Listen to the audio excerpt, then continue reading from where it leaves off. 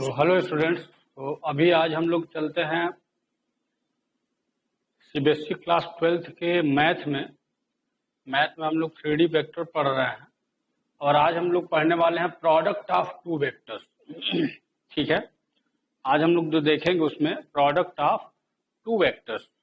So students, product of two vectors is given by two manner.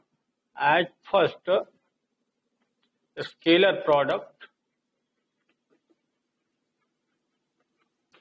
and second is vector product.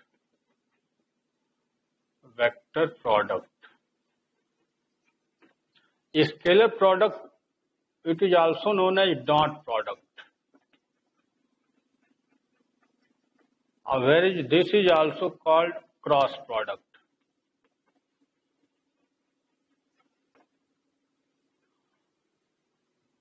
If A and B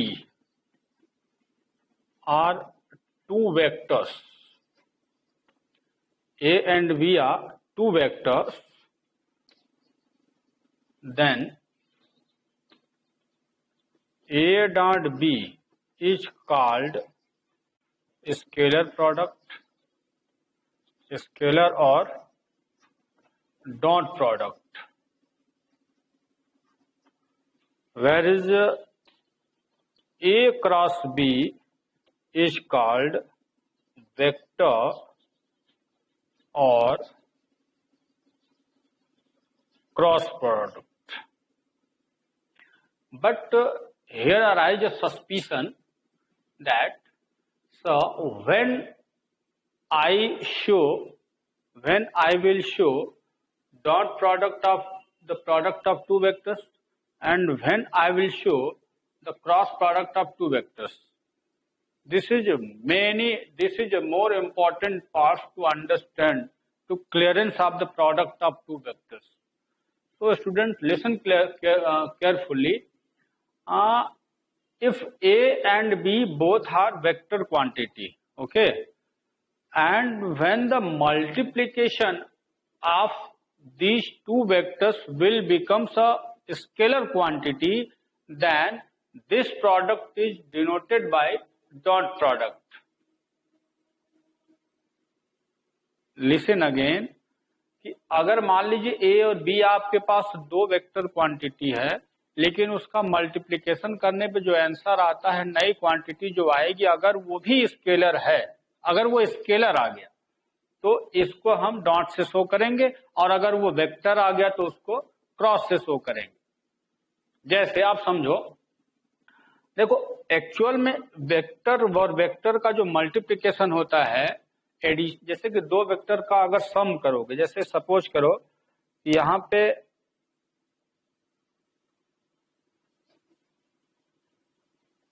vector plus vector, तो ये always vector आता है। Minus करोगे तब भी, यानी vector और वेक्टर का एडिशन करोगे या सब्ट्रैक्शन करोगे तो आंसर जो आएगा वो वेक्टर ही होगा। ठीक है, लेकिन अब जरा ध्यान से देखो, अगर वेक्टर और वेक्टर का मल्टीप्लिकेशन आप करते हो तो आंसर जो आएगा वो स्केलर और वेक्टर कुछ भी आ सकता है। अब ये ध्यान से देख लो कि दो वेक्टर का अगर आप मल्टीप्लाई करते हो तो जो आंसर आता है वो स्केलर भी आता है, तो कभी वेक्टर भी आता है। तो अब जब आंसर स्केलर मिलेगा तो हम उसको डॉट से शो करेंगे, और अगर आंसर वेक्टर में मिलता है तो उसको क्रॉस से शो करेंगे। और ये फिजिक्स में ज्यादा अच्छे से क्लियर भी किया जाता है कि जैसे वर्क आपको निकालना है तो work done is equal to force into displacement होता है, इसीलिए एफ डॉट डी से दिखाया जाता है। जानते हो वर्क डन को, फोर्स वेक्टर क्वांटिटी है जबकि डिस्प्लेसमेंट भी वेक्टर क्वांटिटी है, लेकिन दोनों का मल्टीप्लाई कर तो फोर्स इनटू डिस्प्लेसमेंट, तो जो आंसर आता है वर्क डन आता है। But work done is a scalar quantity, work done is a scalar quantity, so this multiplication is denoted by dot product. क्योंकि ये स्केलर है इसलिए डॉट से दिखाओगे। लेकिन जैसे टर्क्यू को ले लो, torque is equal to force into ये force into radius vector distance होता है, ये भी फोर्स इंटू रेडियस वेक्टर। लेकिन इसमें क्या होता है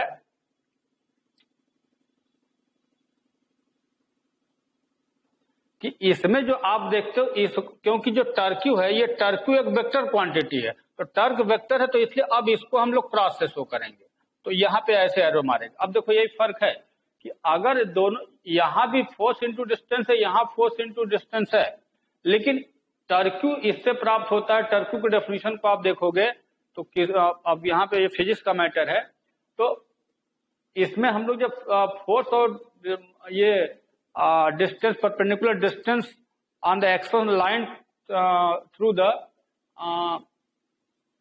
fixed point, जैसे कि अगर यहाँ पे आप ऐसे लिए हो, इसको आप इसके अराउंड घुमा रहे हो, ऐसे घुमाओगे तो फोर्स यहाँ लगाओगे, तो यहाँ से परपेंडिकुलर डाला जाता। अगर ये डिस्टेंस आर है और ये फोर्स एफ लगा हुआ है, तो जो टर्क्यू बनेगा, टाउ की वैल्यू वो एफ क्रॉस आर से शो की जाती है, और ये तब क्रॉस दिखा।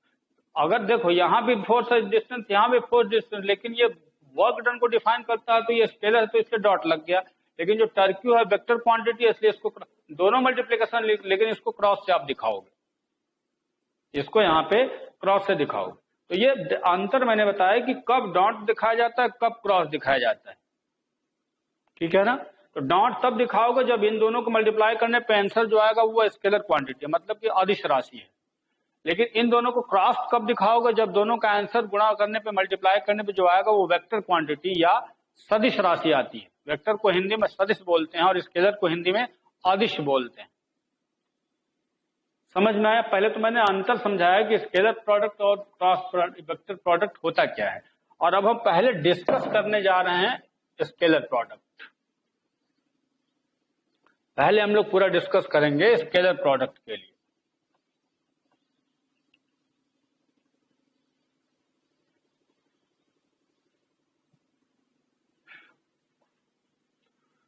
चलो स्केलर और डॉट प्रोडक्ट को पहले डिफाइन करते हैं। Let A and B are two vectors inclined at an angle theta, then A dot B is called scalar or dot product of two vectors, and given by A dot B is equal to mod vector A mod vector B into cos theta। ये इसका formula. अब mod ए को हम only ए भी लिख सकते हैं, इसको ओनली बी भी लिख सकते हैं, तो ए बी कॉस थीटा हो जाएगा।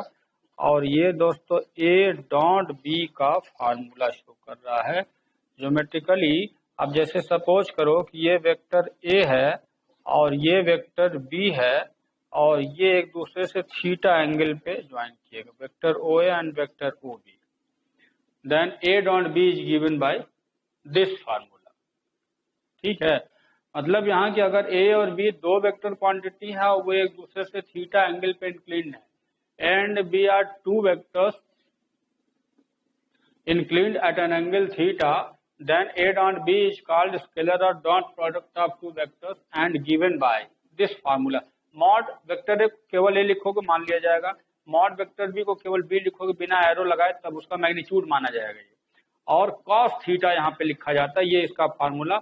और ये हम लोग ए डॉट बी यानी कि इसका डॉट प्रोडक्ट आप समझो। लेकिन दोस्तों सबसे ज्यादा मजेदार है इसका ज्योमेट्रिकल मीनिंग जानना। What is the geometrical explanation of dot product? It's a very important point. Let's come to understand it.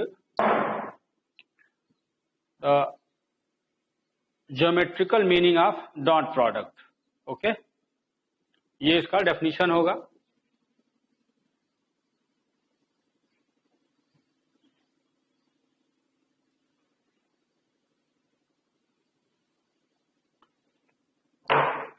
देखो, ज्योमेट्रिकल मीनिंग को समझने के लिए एक इसमें अच्छा पॉइंट आपको समझा रहे हैं हम। यहीं पे बता दे रहे हैं projection of vector.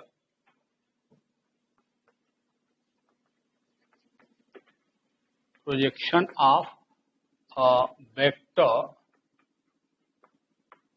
To another.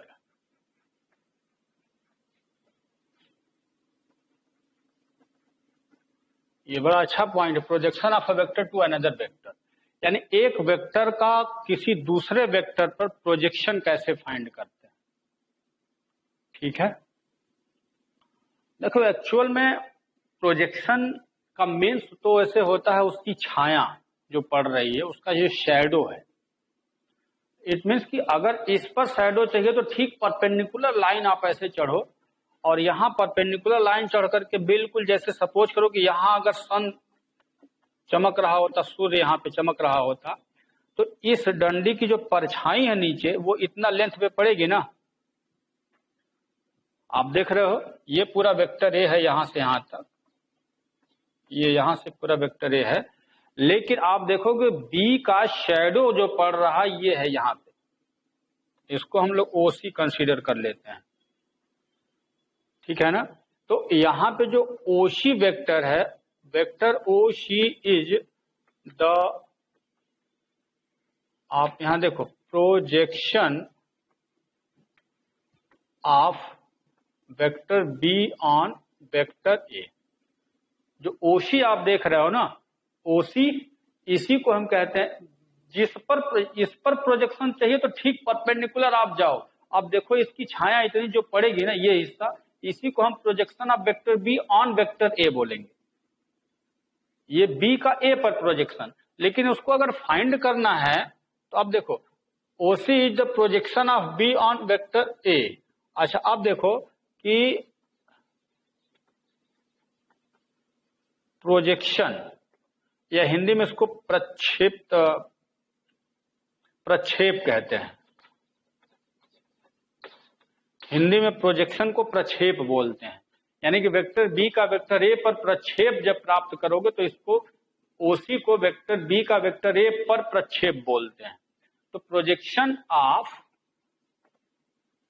Vector B on vector A is equal to, अब जरा ध्यान से देखो, projection of vector B on vector A, अगर बी का प्रोजेक्शन ए पर चाहिए तो आपको कुछ करना नहीं है, इस वेक्टर का रिजोल्यूशन इस वेक्टर पे निकाल लो। अगर ये बी लगा, थीटा लगा, तो इसको क्या बोलोगे, उसी को बी कॉस थीटा।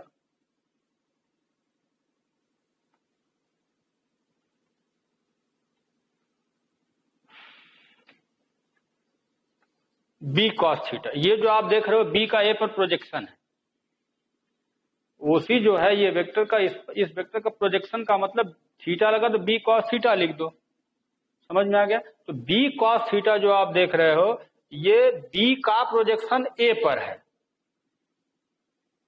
समझ में आया? अच्छा, इसी तरह से, अच्छा अब ये बताओ कि अगर projection of A on B तुमको निकालना हो तब क्या करोगे?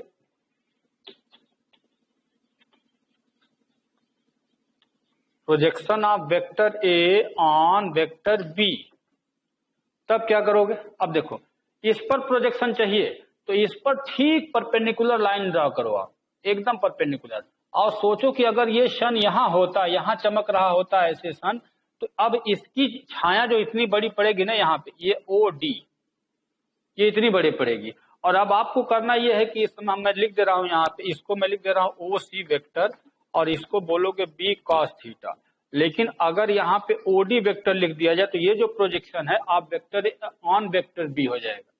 तो अब इसका प्रोजेक्शन इस पे लेना है तो ओडी मैंने लिख दिया, लेकिन इसको अब करने के लिए क्या करोगे, अब ए का प्रोजेक्शन इस पे ले तो ए कॉस थीटा लिख दो, इसको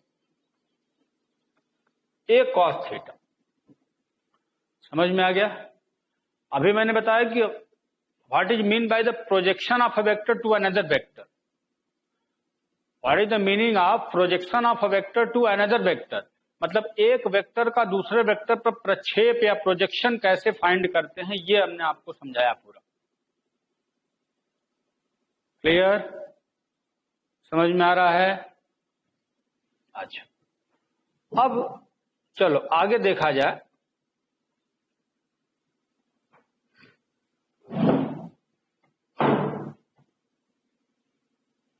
ये तो मैंने बताया प्रोजेक्शन होता क्या है, लेकिन अब मैं बताऊंगा कि what is the geometrical meaning of dot product. ये प्रोजेक्शन, ये भी हेडिंग बड़ा इंपॉर्टेंट है समझने के लिए। समझाया गया कि प्रोजेक्शन का मतलब क्या होता है। अब आ जाओ मेन पॉइंट पे कि what is the geometrical meaning of dot product.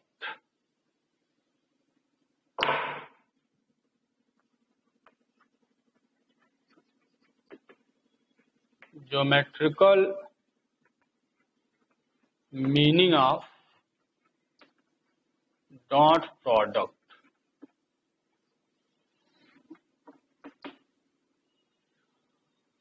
अच्छा, अब फिगर से जरा देखो कि वी नो, अभी अभी हमने क्या देखा कि ए डॉट बी जब निकाल रहे हैं तो फार्मूला आया था ए बी कॉस, ये ना फार्मूला था।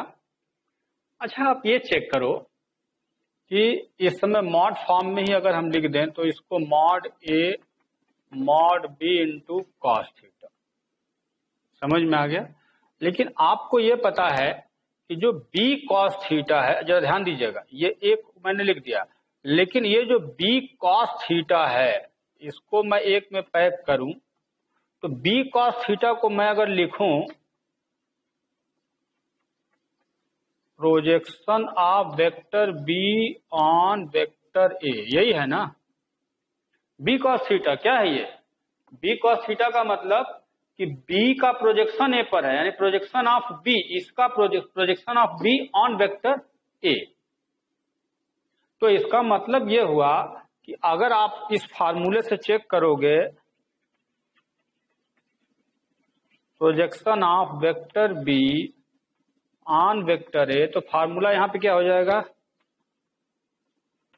ए डॉट बी अपान ए कर दो। इस ए को, जैसे यहाँ पे आपका है ना ए डॉट बी ऊपर से आ रहा है, तो ए को आप नीचे ले लो तो projection of vector B on vector A dot B upon A आ जाएगा। तो यहाँ नीचे मॉड ए कर दो, ए का मतलब मॉड है, मॉड ए और ए का मतलब सेम है। तो ये फार्मूले का काम करेगा आपके numerical problem. Projection of vector B on A, on A अगर बोलेगा तो वो नीचे मैग्नीट्यूड से डिवाइड करोगे। और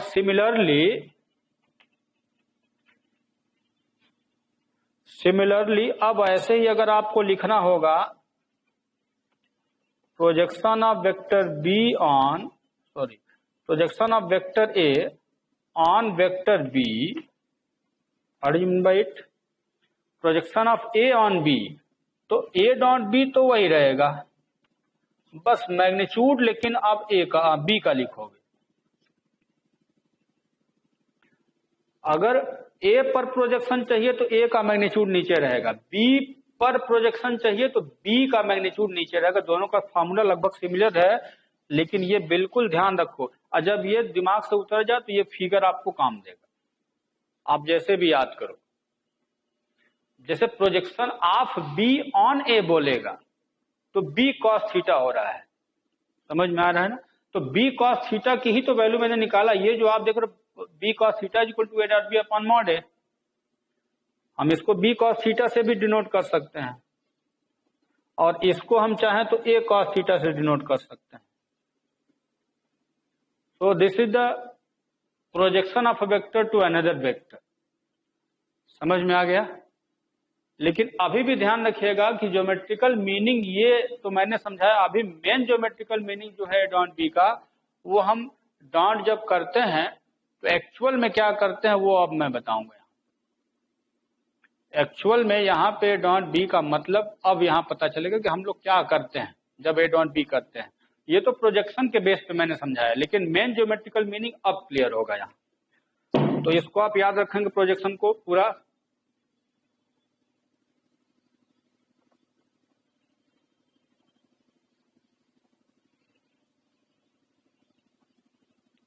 हाँ, अब आइए geometrical meaning of dot product.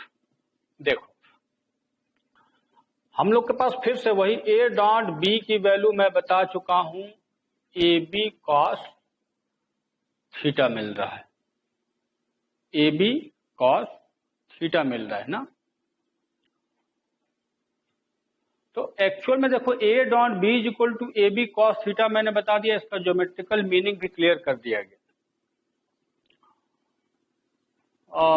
Geometrical meaning जैसे मैंने इसका बताया, सिमिलरली वैसे ही ज्योमेट्रिकल मीनिंग जब क्रॉस प्रोडक्ट में जाएंगे, वो भी बड़ा अच्छा पॉइंट है, उसका भी ज्योमेट्रिकल मीनिंग बताएंगे आपको कि उसका ज्योमेट्रिकल मीनिंग कैसे आप फाइंड करते हो।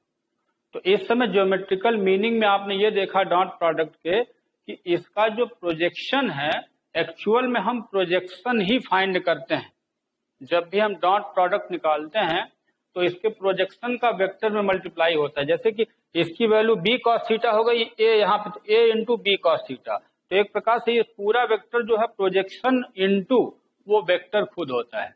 यानी कि जो ये ओसी प्रोजेक्शन है और ये वेक्टर ओ ए है, इसी का ना डॉट आप कर रहे हो, सॉरी, ये पूरा ए बी कॉस थीटा जो आया है, तो बी कॉस थीटा जो दिख रहा है ये ओसी की वैल्यू है और ए में मल्टीप्लाई हो रहा है।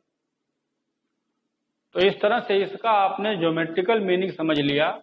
अब क्रॉस प्रोडक्ट जब आएगा इसी तरह से उसका भी ज्योमेट्रिकल मीनिंग आपको समझाएंगे, ठीक है। और अब जरा जल्दी से इसका हम लोग समझ लेते हैं कि कुछ नोट्स इसके हैं, प्रॉपर्टीज हैं।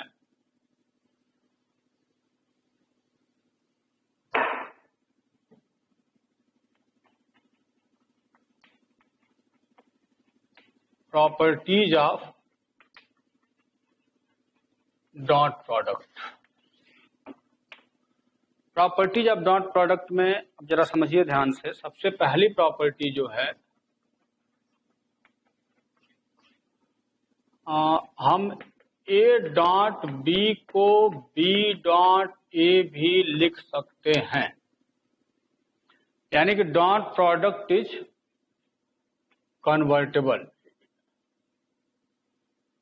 यानी कि ये व्युत्क्रम इसको इन्वर्ट, मतलब कि हम ए डॉट बी लिखे चाहे बी डॉट ए लिखे, कभी भी आंसर पर कोई फर्क नहीं पड़ेगा। ये इसकी फर्स्ट प्रॉपर्टी है कि डॉट प्रोडक्ट जो है वो कन्वर्टेबल होता है, ठीक है ना। इसके बाद सेकंड जो पॉइंट, ये सब प्रूव भी हम लोग कर सकते हैं, आप चाहो तो इसको प्रूव भी किया जा सकता है, लेकिन आप बस प्रॉपर्टी को चेक करो। प्रूव सबका हो सकता है, प्रूफ जितना भी प्रॉपर्टी है। आप क्या करना, जैसे ए डॉट बी आप लोगे तो ए डॉट बी को ए बी कॉस थीटा बोलोगे, और लेकिन जब बी डॉट ए लेते हो, जरा ध्यान से देखो मैं बता रहा हूँ, ए डॉट बी जब करोगे तो ऐसे मतलब एंगल को घुमाओगे तो आप हमेशा एंटी क्लॉकवाइज ही घुमाओगे, तो इस एंगल को एक थीटा लेते हैं तो यहाँ पे ए बी, लेकिन जब बी डॉट ए करोगे तो अब बी को ए की ओर उल्टा घुमाना पड़ेगा। तो यहाँ पे या तो दूसरा तरीका और है कि यहाँ से ये पूरा एंगल सीधा ही घुमाओ बी को ए की तरफ, तो अब यहाँ पे लिखोगे ए बी कॉस, और ये कितना हो जाएगा,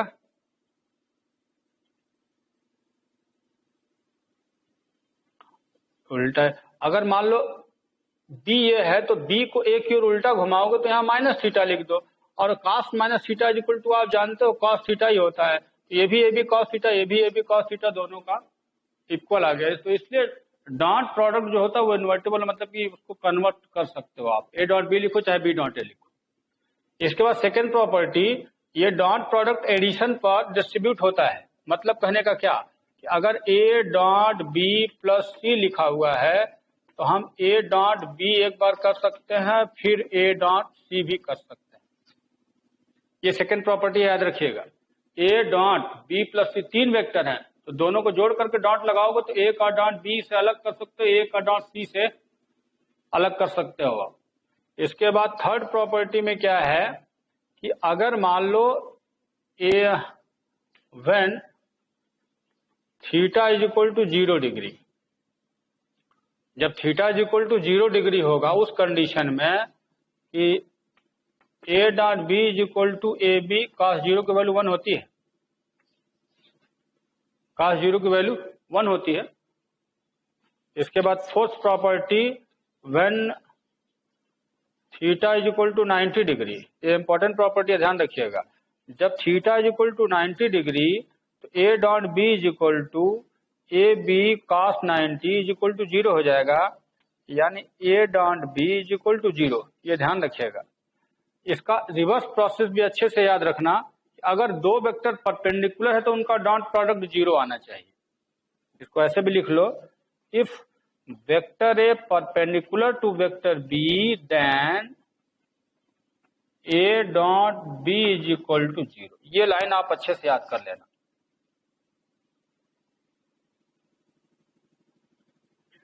अगर ए और बी दोनों वेक्टर परपेंडिकुलर हैं, ए और बी दोनों परपेंडिकुलर हैं, मतलब क्या हुआ, ये वेक्टर ए है और ये वेक्टर बी है।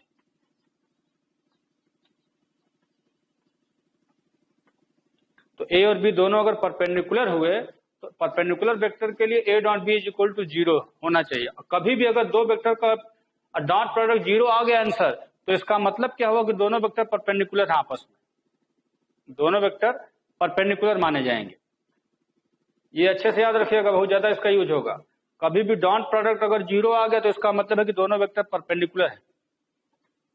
ठीक है, ये 4 प्रॉपर्टी हो गई। 5वें में आ जाओ।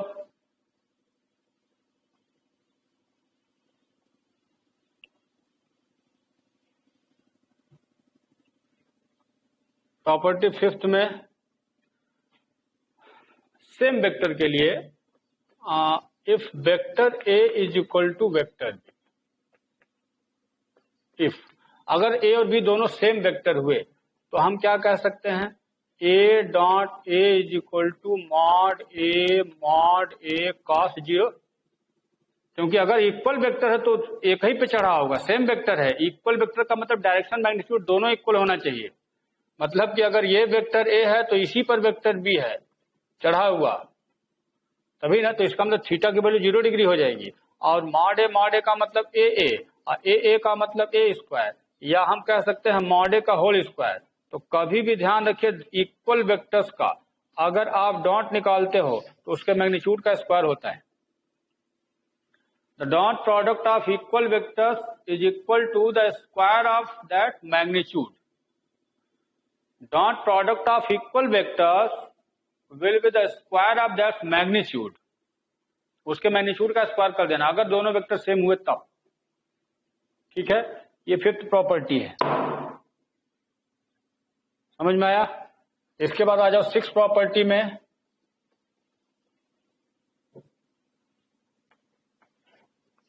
प्रॉपर्टी 6 में क्या करना है, प्रॉपर्टी 6 में यूनिट वेक्टर के लिए है। यूनिट वेक्टर्स में आप जरा ध्यान से देखो।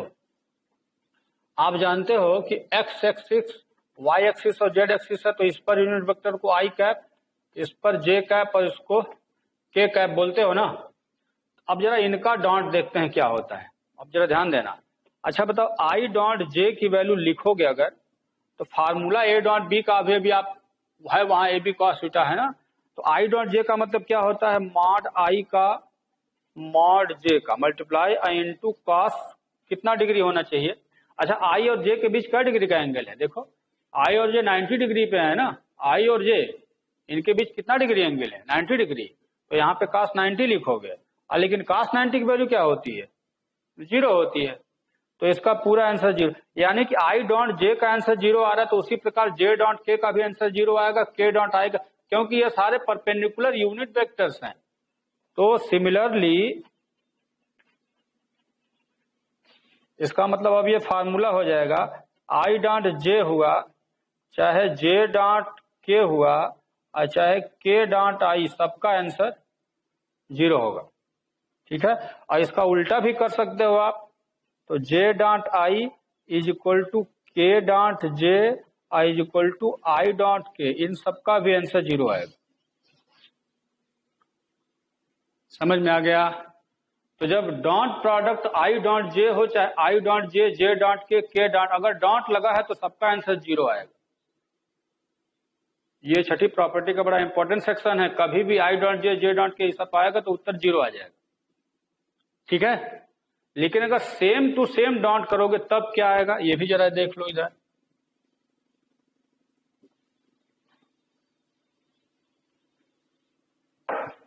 चलो, अगर आई डॉट आई करोगे तब क्या होगा, मॉड आई, ये ठीक है, इसका मैग्नीट्यूड, फिर मॉड आई इसका मैग्नीट्यूड, और इसके बाद कॉस 0 डिग्री, क्योंकि I dot I equal vector है। जो इक्वल वेक्टर का मतलब दोनों के बीच का एंगल 0 डिग्री होता है। ठीक है। अच्छा, अब ये बताओ कि मॉड आई का मतलब क्या हुआ? 1, क्योंकि यूनिट वेक्टर है जिसका मैग्नीट्यूड 1 होगा। यूनिट वेक्टर का मतलब ही होता है इसका मैग्नीट्यूड 1 होगा, और यहाँ पे इसका भी मैग्नीट्यूड 1 है, और ये cos 0 की वैल्यू भी 1 है। तो आंसर कितना आ गया? क्योंकि आप यहां जान लो कि मॉड आई हो चाहे मॉड जे हो चाहे मॉड के हो, सबकी वैल्यू 1 आती है। मैग्नीट्यूड है ये, यूनिट वेक्टर मैग्नीट्यूड हैविंग 1।